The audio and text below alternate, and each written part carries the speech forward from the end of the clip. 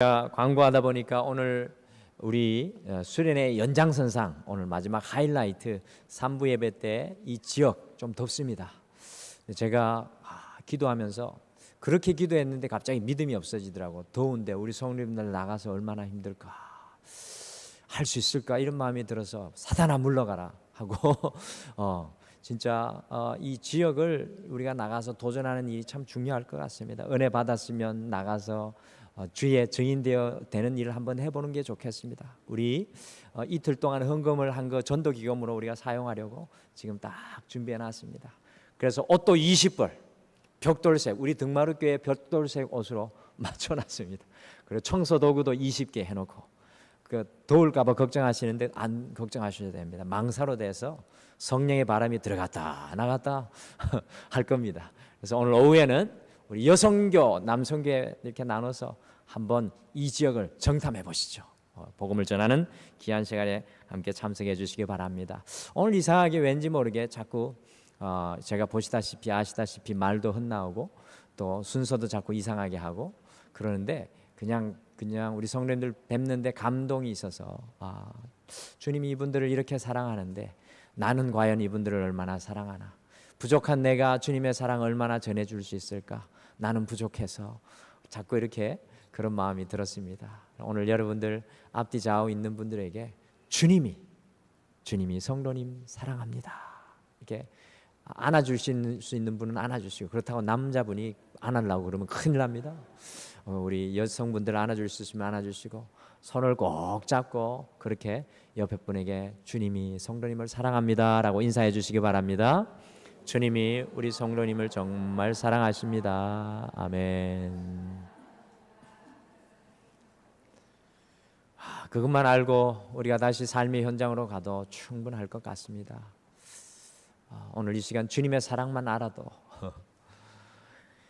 말틴 루터는 이 중세 카톨릭의 이 생명력 없는 형식에만 치우쳐진 이 신앙의 모습과 이 타라의 끝을 달리는 교회들을 바라보면서 라틴어로 아드 폰테스,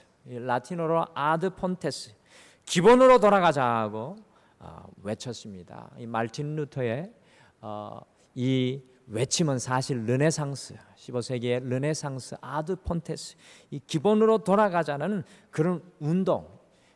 놀라운 건 하나님의 역사 속에요, 세상의 문화만 바꾸어 나가는 것이 아니라 하나님의 영성도 그 안에 같이 기본으로 돌아가자는 똑같은 명제로 시작됩니다. 여러분들 특별히 기업 경영에서 이것저것 해도 안 되어 이미 많은 비용과 시간을 허비하고 나서 신음처럼 외치는 소리가 있는데 그게 바로 Back to the Basics, 기본으로 돌아가자입니다. 그래서 기본으로 돌아가 고통스러운 변신의 과정을 거쳐서 성공하게 되면, 기본으로 돌아가서 이 고통스러운 변신의 과정을 거쳐 성공하게 되면 그것은 더욱 빛이 나는데, 그것이 아주 좋은 예가 스타벅스 커피 회사였습니다. 미국의 최장수 비즈니스 잡지인 포춘은 2011년 한 해를 빛낸 최고 경영자 50인을 선정했는데 그중 1위에 오른 이는 우리 스타벅스의 창업자 하워드 슐츠였습니다. 여러분 앞에 보시면 포춘 잡지에 2011년 하워드 슐츠가 여러분들 표지에 실려 있습니다. 그가 스타벅스를 부활시켰기 때문에 1위에 이 포춘 잡지에서 뽑혀서 오르게 되었습니다. 최고의 전성기를 구가했던 스타벅스는요, 2007년 이 방문 고객 증가율이 사상 최저치로 떨어지고 주가가 42%나 하락하는 총체적 위기에 빠지게 되었습니다. 그러자 2000년 이 경영 일선에서 물러났던 창업자 이 하워드 슐츠는 2008년 CEO로 전격 복귀해가지고요, 혁신 프로젝트를 가동하기 시작하였습니다. 결국 하워드 슐츠는 성공을 했고요, 스타벅스는 다시 부활을 했습니다. 제가 우리나라에서 제일로 배 아픈 게 스타벅스가 잘 되는 겁니다. 여러분들은 안 그러세요? 안 그러신 것 같네요. 근데 커피 맛이 좋습니다. 아메리카노는 우리나라하고 안 맞는데 나머지는요, 이거 뭐 우리나라 타의 다른 거 이렇게 광고하면 또 스타벅스는 오늘 오후에 가실라 스타벅스가 하여튼 배가 아픕니다. 저는 그게 너무 잘 되죠. 여러분들 그 비결이 과연 무엇이었겠습니까? 이 스타벅스가 잘 되는 비결이, 우리나라에서 잘 되는 비결이 무엇일까요? 이 경영에 복귀한 슐츠는 이 문제의 핵심은 최고의 커피를 제공한다는 이 스타벅스의 기본 경영 철학에 충실하지 못한 데 있다고 진단을 탁 내렸습니다. 최고의 커피, the best coffee in the world, 세계에서 최고로 좋은 커피를 제공한다가 스타벅스의 모토인데, 그 스타벅스의 기본 모토가 무너져 있었다는 것입니다. 그래서 그는 2008년 2월 26일 오후 5시 30분 미국 전역에 있는 7,100개의 스타벅스 매장의 문을 일제히 닫도록 지시했습니다. 대단한 결단이죠. 각 매장 밖에는 고객들에게 최상의 커피를 선사하기 위해 잠시 시간을 갖고자 한다는 안내문이 내걸렸고요. 매장 안에서는 커피를 만드는 바리스타인들이 모여가지고 이 가운데다가 에스프레소를 어떻게 제조하는지 다시 그 기초부터 에스프레소를 만드는 기술을 숙련시키기 위한 영상물이 상영되고 세미나가 그 안에서 벌어졌습니다. 최고의 커피 맛을 다시 살리자는 기본 회복 교육을 통해서 이 핵심 가치를 스타벅스는 재점검을 한 것이었습니다. 이와 같이 스타벅스가 문을 닫은 3시간 동안의 손실은요, 그 하루 3시간 동안 문을 닫았는데 3시간 동안 문을 닫은 손실은 무려 600만 달러에 달했습니다. 어마어마한 금액이죠. 하지만 미국 전역은 스타벅스 없는 세상을 새롭게 보게 되었습니다. 스타벅스는 핵심 기본 가치의 부활을 통해서 2년 후인 2010년에 11조 원이라는 사상 최대의 매출로 제2의 전성기를 맞이했습니다. 이게 바로 슐츠가 2011년 최고의 경영자 1위에 오른 이유가 되었습니다. 슐츠의 성공을 이끈 것은 아드 폰테스, 이 기본으로 돌아가자. 커피집은 커피 맛이 나야 되고, 고깃집은 고기 맛이 나야 되고, 국수집은 국수 맛이 나야 되는 거 아니겠습니까? 그런데 그 맛이 잃어버려졌다는 것입니다. 사랑하는 성도 여러분, 성도는 성도의 맛이 나야 되는 줄 믿습니다. 이 기본으로 돌아가야 돼요. 우리 한국의 그리스도인들은 성도의 맛을 점점 잃어버리고 그냥 축복에만 목이 메어서 살아가는 연약한 모습을 보게 됩니다. 이 성도의 맛, 주님을 기쁘시게 하는 그 믿음의 길로 우리가 다시 돌아가야 합니다. 그런데 우리 등마루가 이 8월에 기본으로 돌아가자라는 말을 구호로 이렇게 외치고 있는데, 저도 굉장한 이 마음의 갈등이 있습니다. 이게 목사인 나부터 구호로 끝나면 어떡할까? 실제로 기본으로 원래의 자리로 다시 돌아가는 것은 엄청난 에너지와 노력이 필요합니다. 여러분, 성도의 맛을 내는 게 그렇게 쉽습니까? 여러분들 사골만 내는데도 땀을 뻘뻘 흘리며 하루 종일 그 사골을 고아야 맛이 나는데, 성도의 맛이 나려면 얼마나 우리가 온전히 기본으로 돌아가야 되겠습니까? 기본으로 돌아가는 것은 마치 연어가 자신이 태어난 곳으로 사력을 다해서 거친 계곡에 이 세차게 흐르는 물을 그슬로 올라가야만 하는 아주 힘들고 어려운 과정입니다. 2018년 뜨거운 8월의 이 여름, 우리 등마루의 영적인 주제는 Back to the Basics, 신앙의 기본으로 돌아가는 것입니다. 다시금 뜨거운 기도의 자리에 우리가 돌아가고, 다시금 간격 있는 예배의 자리에 우리가 서고, 다시금 믿음의 자리로 돌아오고, 다시금 잃어버렸던 이 사명의 자리로 돌아오고, 다시금 사랑의 자리, 다시금 사람 낚는 정인된 전도의 자리로 우리가 돌아오는 것입니다. 그리하여 뜨거운 날씨에도 불구하고 지난주에는 등마루의 정교인 수련회를 통하여서 우리를 깨우는 말씀을 붙잡고요, 오벳에돔의 믿음을 가지고 살아가라, 끝까지 믿음의 길을 가라, 포기하지 말고 잃어버렸던 길로 다시 돌아오라는 그 이틀간의 말씀을 들었는데, 그런데 그 이틀간의 노력은 부족합니다. 정말로 이 8월 한 달 날씨는 덥고 뜨겁지만 우리가 어떻게 하면 주님이 기뻐하시는 기본으로 돌아갈까? 신앙의 기본, 주님이 기뻐하시는 삶의 기본으로 어떻게 돌아갈까? 여러분들이 고민하셔야 됩니다.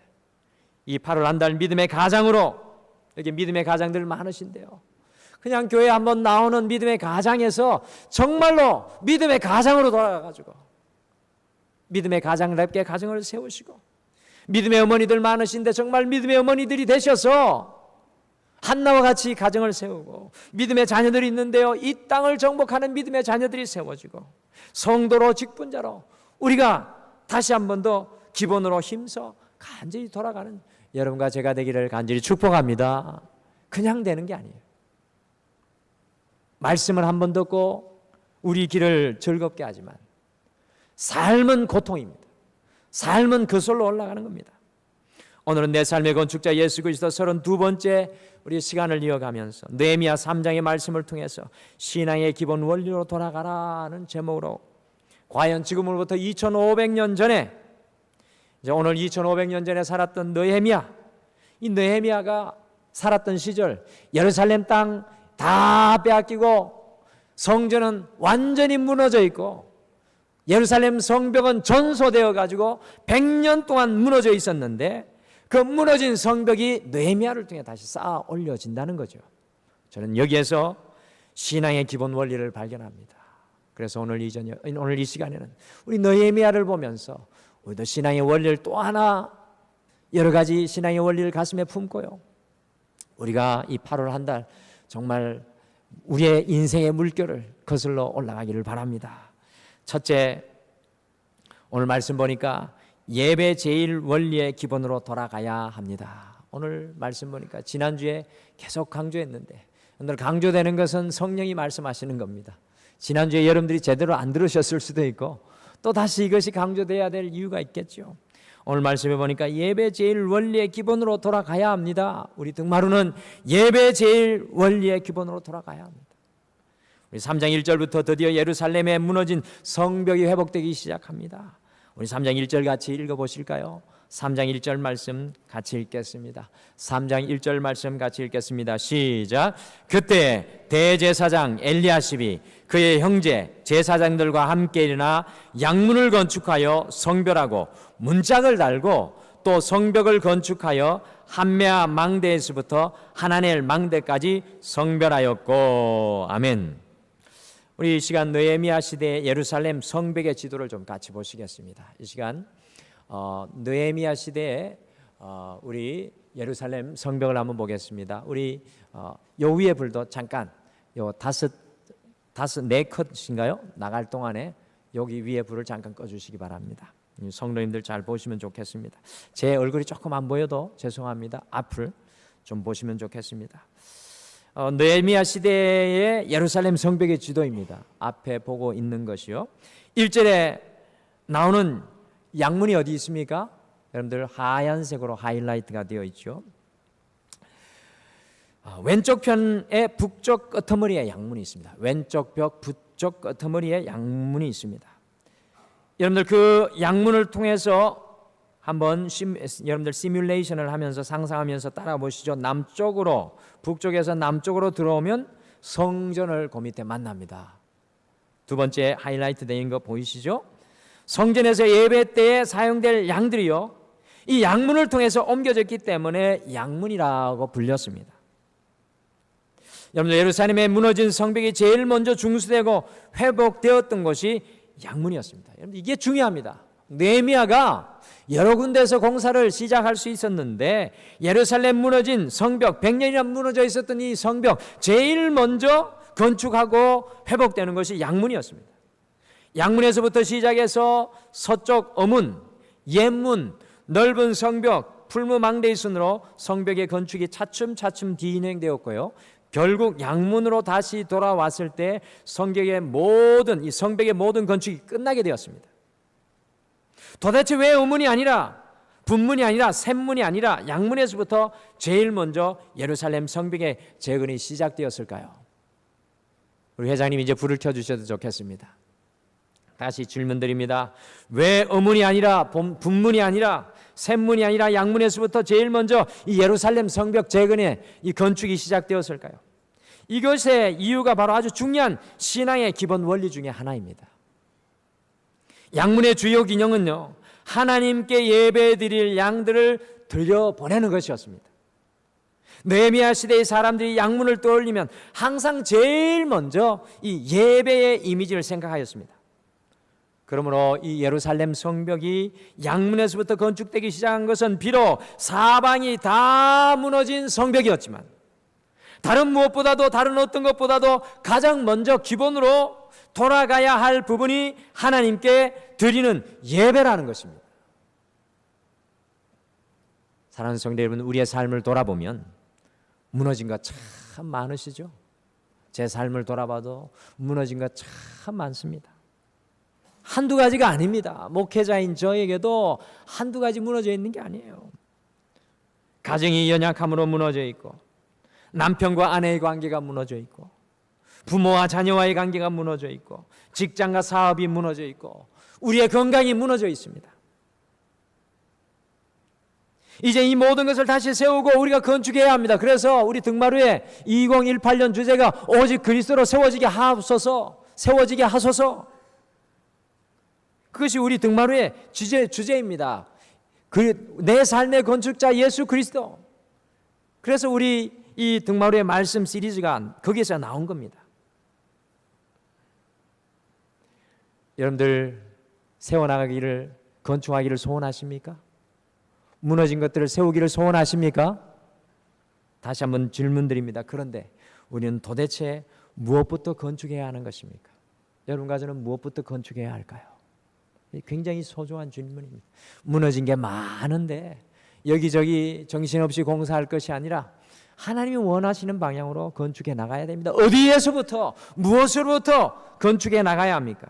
오늘 말씀이 바로 영적인 건축의 기본 원리를 우리에게 아주 분명히 보여주고 있습니다.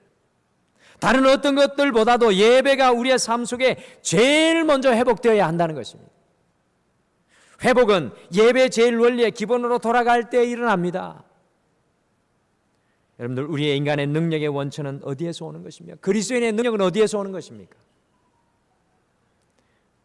우리의 능력의 원천은 바로 믿음에서 나옵니다. 여러분들, 왜 주일날 이 더운 날 이 교회로 달려오셨습니까? 바로 이 예배 속에, 주님을 만나는 이 현장 속에 주님의 능력이 있기 때문인 줄 믿습니다. 믿음은 다른 말로 하면 소망이요 정신입니다. 모든 것들이 다 죽었다 할지라도 정신만 살아있다면 그 민족에는 소망이 있습니다. 그 가정에도 소망이 있고요, 그 개인에게도 소망이 있습니다. 이스라엘 백성들이 자신의 나라를 잃어버리고 무려 2000년 동안이나 전 세계에 흩어져 살았지만 다시금 자신의 나라를 회복할 수 있었던 힘이 무엇이었습니까?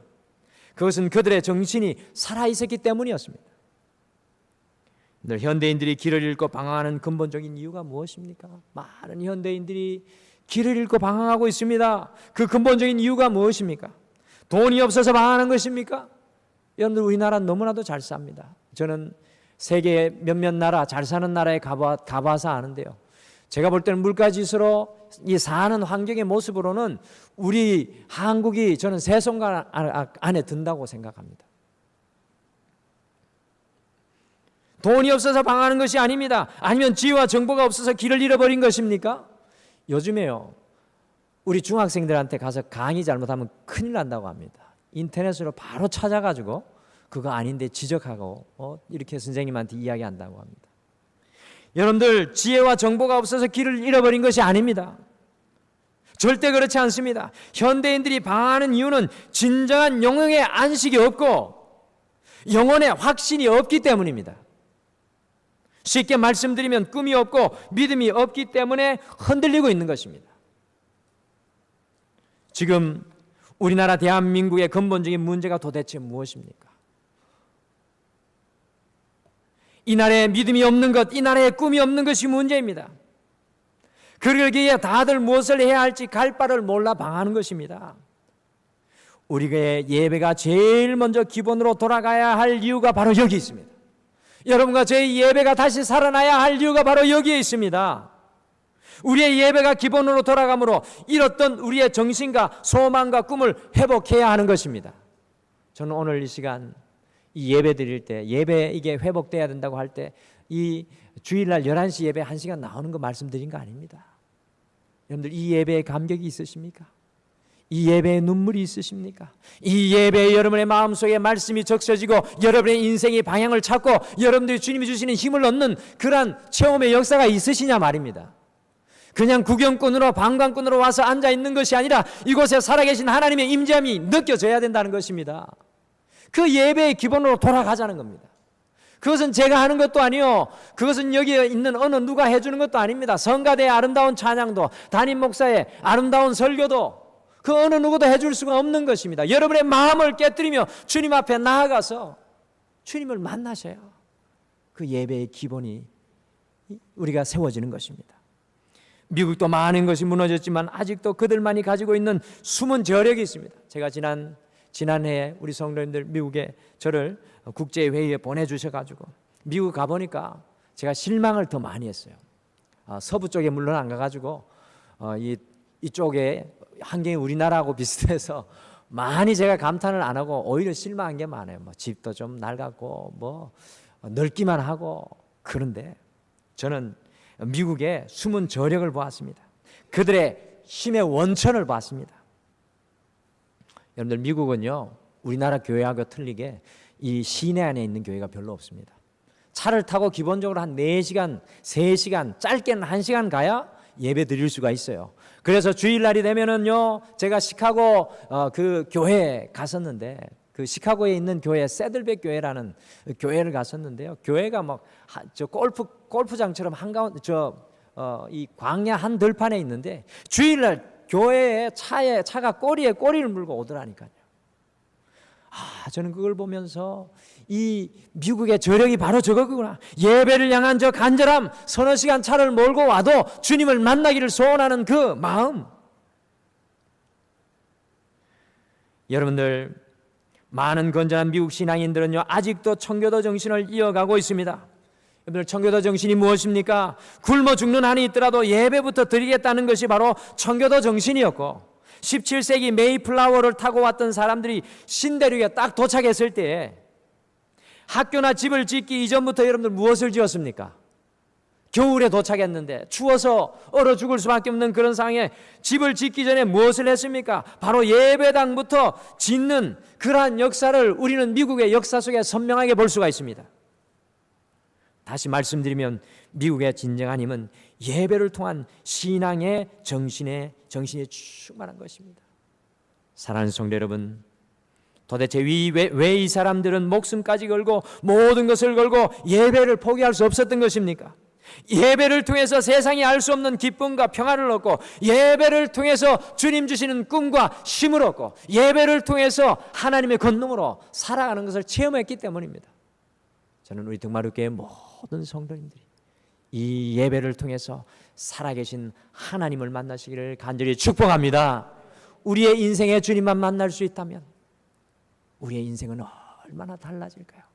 사랑하는 성도 여러분, 느헤미야가 우리에게 보여주는 것은 예배의 기본으로 돌아가라, 무너진 예배를 회복하라, 무너진 그 예배의 단을 다시 세워 올려라는 것입니다.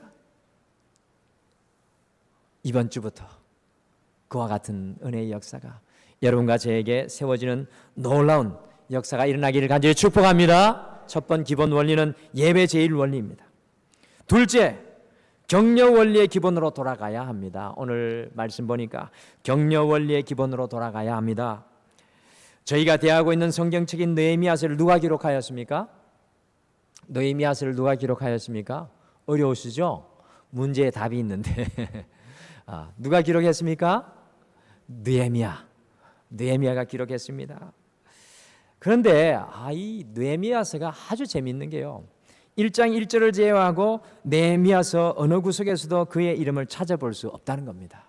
느헤미야는 자신이 성경을 기록했는데 자기 이름이 1장 1절을 제외하고 그 이름이 나오지 않습니다.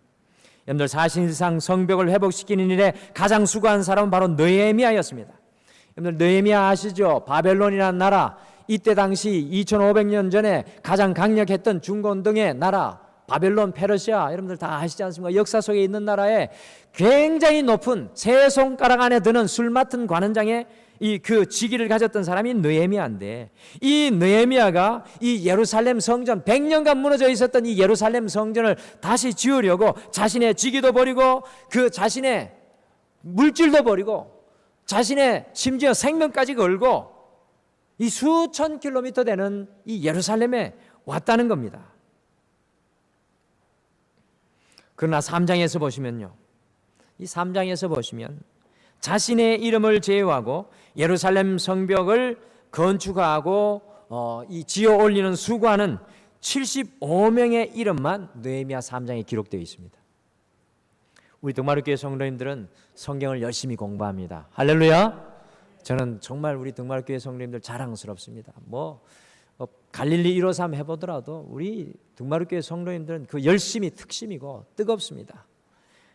근데 우리 등마루교회 성도님들은 그렇게 이야기하겠죠. 3장 16절에 탁 보니까 목사님 3장 16절에 보니까 느헤미야가 나오는데 도대체 무슨 말씀입니까? 3장 16절에 진짜 느헤미야가 나옵니다. 근데 여기 3장 16절에 나오는 느헤미야라는 이름은요, 하스북의 아들이고 이거를 기록한 느헤미야는 동명이인일 뿐입니다. 같은 사람이 아니라 다른 사람이라는 겁니다. 도대체 왜 느헤미야는 여기에서 자신의 이름은 전혀 거론하지 않고 자신이 정말로 리더십을 발휘해서 갖은 고단 끝에 성벽을 건축해 놓고 수고한 사람 이름을 적어 놓는데 성전 이 건축의 이 성벽 건축의 회복의 공로를 다른 사람에만 돌리고 있습니다. 75명의 이름을 쫙 기록하고 있는데 자기 이름은 기록 안 합니다. 그 이유가 뭘까요? 그것은 느헤미야의 다음과 같은 메시지를 전달하는 것입니다. 여러분, 제가 한 것이 아닙니다. 하나님의 도우심으로 여러분들이 하신 것입니다. 여러분, 제가 한 것이 아닙니다. 하나님의 도우심으로 여러분들이 하신 것입니다. 한번 생각해 보십시오. 100년 동안 다 허물어졌던 그 성벽 지어놓고 자기들이 애쓰고 수고하여서 지었습니다. 근데 자기들을 인도해 주었던 그 느헤미야가 여러분, 제가 한 것이 아닙니다. 하나님의 도우심으로 여러분들이 하신 것입니다라고 이야기했을 때 얼마나 큰 격려가 되었겠습니까? 얼마나 큰 감격이 그곳에 있었겠습니까? 오늘 교회 사역을 감당해 보신 분들은 교회 일이 참 힘들다는 걸 잘 알 겁니다. 저는 우리 여기 계신 모든 성도님들이 우리 등마루교회 일을 힘써 감당하기를 소원합니다. 한 분도 뒤처지지 마시고. 그렇다고 저 목사는 우리를 그냥 일만 시키려고 그러나 그게 아니라 우리 주의 일을 하면 은혜가 있기 때문에 여러분들 주의 일을 하면 좋겠는데 우리 교회 일을 하면 참 힘든 일이 많습니다. 왜 그렇습니까? 아주 열심히 일하고도 제일 비판당하기 쉬운 것이 교회 일이기 때문에 그렇습니다. 목회자는 보상을 성도들이 해주지만 우리 성도님들은 사실은 이게 일을 하다가 보면 어떻게 보면 본전도 못 찾을 때가 있습니다. 아무런 보상을 받지 않으면서 지치도록 열심히 일하고 나중에 실컷 비판당하는 수가 많기 때문에 참 어렵습니다. 그런데 느헤미야를 한번 보시길 바랍니다. 느헤미야는 각자가 한 일을 일일이 아주 꼼꼼히 세세하게 기록하였습니다. 그중에 특별히 저의 눈을 끄는 기록이 하나 있습니다. 20절 말씀, 우리 3장 20절 말씀에 느헤미야의 기록을 한번 보실까요? 우리 3장 20절 말씀 같이 읽겠습니다. 시작. 그 다음은 삽배의 아들 바룩이 한 부분을 힘써 중수하며 성구비에서부터 대제사장 엘리야십의 집문에 이르렀고. 아멘. 특별히 그 다음은 삽배의 아들 바룩이 한 부분을 힘써 중수하며. 여러분들 이 부분 삽배라는 사람이 이 성전 벽을 건축하기 위해서 힘써 노력한 것을 느헤미야는 똑똑히 남겨놓고 있습니다. 거기에 더불어서 이렇게 곡선으로 휘어나가는 구간이기 때문에 힘써 애써서 지을 수밖에 없었다는 것을 20절은 우리 느헤미야가 20절에 남기고 있습니다. 보통 누구누구는 무슨 일을 했고라고 기록하였지만 그 중에 많은 희생을 했던 그 한 사람인 삽배의 아들 이 바룩을 잊지 않고 한 부분을 힘써 중수하며 기록하여 그 사람의 이 희생을 느헤미야는 기억하기를 원하였습니다. 이것이 삽배의 아들 바룩에게 얼마나 큰 위로가 되었겠습니까? 한국교회에 훌륭한 목사님들 많은데요, 제가 존경하고 싶은 분 중에 한 분이 남서울 은혜교회 우리 원로 목사님인 홍정길 목사님입니다. 그분은 남서울 은혜교회에 계실 때, 담임 목사님으로 계실 때 그 남서울 교회는 홍정길 목사님만 유명한 것이 아니라 그 교회 일부 부목사님도 많은 사람들이 알려져서 홍정길 목사님 밑에 누구누구가 있더라라고 같이 유명해졌습니다. 여러분들 이것은 무엇을 뜻할까요? 홍정길 목사님은 자기만 포장해서 유명세를 떨치는 것이 아니라 자기 주변에 있는 사람들까지 위대하게 만들어주는 격려의 목회자라는 것입니다. 느헤미야가 바로 그런 사람이었습니다. 지금 저는 가만히 생각해 봅니다. 만약 지금으로부터 10년 이후에 등마루교회 박은태 목사라는 이름 외에 아무것도 기억하지 못한다면 저는 실패한 목사라고 해도 틀린 말이 아닐 것입니다. 등마루교회에 가면 아무개 장로님이 계시고, 등마루교회에 가면 아무개 부목사님이 계시고, 아무개 전도사님이 계시고, 아무개 권사님, 집사님, 평신들이 많이 있다는 소리가 들어야만 제가 비로소 훌륭한 목회를 했다고 저는 생각될 것 같습니다. 여러분들, 느헤미야는 어떤 사람입니까? 그는 자기 주변에 있는 동역자들을 위대한 사람으로 만들 줄 아는 격려의 사람입니다. 주변의 사람을 위대한 사람으로 만드는 그 능력이 바로 격려의 원리이고, 우리의 삶의 회복은 우리가 이 격려의 원리의 기본으로 돌아갈 때 일어납니다. 여러분들, 신앙이 왜 우리가 예배의 자리로 돌아가야 됩니까? 여러분들, 신앙은 복잡한 게 아니에요. 왜 우리가 은혜를 받아야 됩니까? 우리가 예배를 드리고 나면 예배의 영향력이 우리의 삶의 현장에서 나타나고 드러나야 합니다. 주님을 만난 증거가 드러나야 하죠. 그게 무엇입니까? 믿음을 통해 주어지는 격려, 사람을 세우고 사람에게 영향을 미치는 게, 그것이 전도이고요, 그것이 바로 격려의 원리입니다. 우리 모든 인간에는 따뜻한 격려가 필요합니다. 격려하시는 분들은 다른 일을 안 하고 격려만 하시고 다니셔도 충분히 자기 몫을 하는 셈입니다. 저는 이렇게 유심히 봅니다. 우리 등마루교회 격려하시는 분이 좀 있으셨으면 좋겠어요. 여기 가도 격려, 저기 가도 격려, 이 격려하고 칭찬하고, 그러면서 쓰러졌던 사람도 세우고 넘어졌던 사람도 이렇게 세우고, 막 그런 분이 좀 계셨으면 좋겠습니다. 그분은 대단한 일을 하는 겁니다. 아무 일 안 해도 엄청난 일을 하시는 분입니다. 격려가 넘쳐나는 교회는요, 풍성한 은혜의 역사가 일어나는 교회입니다. 특별히 교회의 직분은 기도하며 다른 사람을 격려하는 직분입니다. 여러분들, 청년들이 수고하고 있으면 얘들아 수고 많다 격려해 주시고요, 집사님들이 식당에서 봉사하고 있으면 집사님들 정말 수고가 많습니다라고 격려해 주신다면 그 자체가 놀라운 이 건축의 사역을 이루는 것입니다. 오늘 이 시간 우리가 신앙의 기본 원리를 생각하면서 우리 성도님들에게 다시 한번 질문합니다. 굉장히 중요한 질문입니다.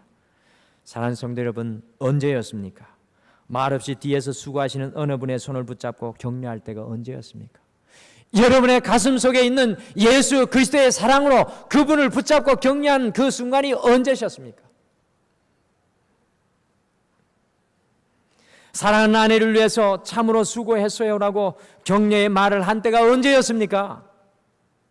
온 가족을 위해 사력을 다하는 남편을 위해 가정을 위해서 애써주어서 고마워요라고 격려의 말을 한 때가 언제였습니까? 아직도 든든한 버팀목이 되어주시는 부모님께 함께 해주셔서 감사해요라고 격려의 말을 한 적이 언제였습니까? 여러분들, 제가 격려의 원리로 돌아가자고 하니까 그게 무슨 기본인가요? 아닙니다. 기본 중에 기본입니다. 믿음의 사람이 어떤 영향력을 발휘하느냐, 이것이 굉장히 중요합니다. 운동 경기 중에 카누라는 경기가 있습니다. 영국 사람인들이 카누 경기에 굉장히 강한데요, 이 카누 경기를 보시면 9명이 팀을 이루어서 경기를 합니다. 한 팀을 이루는데 9명이 한 팀을 이루는데 배 오른쪽에는 4명이 앉습니다. 왼쪽도 4명이 앉는데 한 명이 남잖아요. 한 명은 어디에 앉을까요? 물속에서 밉니까? 수영으로? 한 명은 어디에 있습니까? 유심히 보시면 그 사람은 배 선미 쪽 한가운데 성선에 앉아 있습니다. 그런데 가만히 보면, 우리가 그리스도인들은 관찰력이 좋으셔야 돼요. 가만히 관찰해 보면은 그 양쪽에 앉아 있는 4명은 진짜 죽으라고 노를 졌습니다. 진짜 카누 경기할 때 보면 저러다가 죽겠지 싶을 정도로 노를 진짜 힘을 다해 졌는데, 한 사람은 배 뒤에 떡하니 앉아서 노도 젓지 않고 놀고 있는 사람처럼 보이는 것을 발견하게 됩니다. 아주 저도 거기 앉고 싶을 정도로 신나게 유원지에 온 것처럼 배를 즐깁니다. 그런데 사실은요, 카누 경기에서 제일 중요한 역할을 하는 사람이 바로 그 선미 중간에 앉아 있는 사람입니다. 그 사람이 하는 일은 2가지인데요, 하나는 배가 뒤집히지 않도록 균형을 맞추는 일을 하고요, 다른 하나는 선수들의 영차 소리에 박자를 맞춰줘 가지고 오른편 선수와 왼쪽 편 선수의 노젓는 효과를 극대화시킵니다. 더 나아가서 선수들이 지치고 힘들어하면 야 조금만 힘을 내, 결승전이 이제 얼마 남지 않아서, 왜냐하면 4명들은 뒤를 보지 않고 노를 젓거든요. 격려의 역할을 담당하는 사람이 바로 그 사람이라는 겁니다. 그 역할이 얼마나 중요하면 노도 젓지 않고 그 일만 하겠습니까? 우리 생각 같아서는요, 9명 모두가 노를 저으면 더 빨리 갈 것 같은데 실상은 그렇지 않다고 합니다. 박자를 맞추고 격려해 주는 사람이 있을 때 오히려 더 빨리 결승전에 도착한다고 합니다. 균형을 맞추고 격려해 주는 일이 그 정도로 중요하다는 것입니다. 격려가 이와 같이 중요합니다. 따뜻한 격려의 말 한마디가 사람을 살리기도 합니다. 예루살렘 성벽의 이 건축의 역사는 바로 격려의 원리의 기본으로 돌아갔던 믿음의 사람 느헤미야를 통해 일어났던 일입니다. 신앙의 기본은 복잡한 것이 아닙니다.